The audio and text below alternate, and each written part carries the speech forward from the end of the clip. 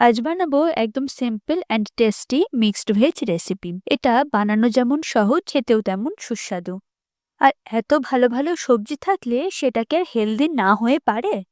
তো এই ডিশটা প্রচন্ড হেলদি একটা ডিশ। এখানে মা এখন বাড়িতে যা সবজি ছিল, লিটারেলি যা সবজি ছিল, সবগুলোকে ঘ্যাঁচ ঘ্যাঁচ করে কেটে ফেলছে, কোনো বাজবিচার না করে।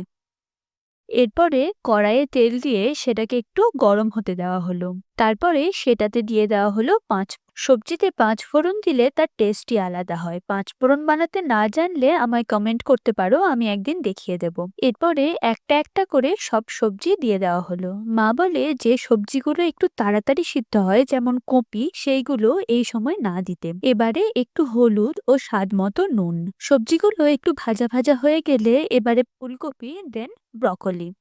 তারপরে দিয়ে দিলাম টমেটো আর মটরশুঁটি। সবকে ২ মিনিট ভালো করে নেড়ে নেওয়া হলো। তারপরে জল দিয়ে একটা ঢাকা দিয়ে এটাকে সিদ্ধ হতে দেওয়া হলো। একটু ফুটে গেলে তাতে দিয়ে দেওয়া হলো ভেজে রাখা পনির বা ছানার বল। এরপরে কিছুক্ষণ ফুটিয়ে নাও, ব্যাস রেডি। চলো এবার ঝটপট বানিয়ে ফেলো। টাটা।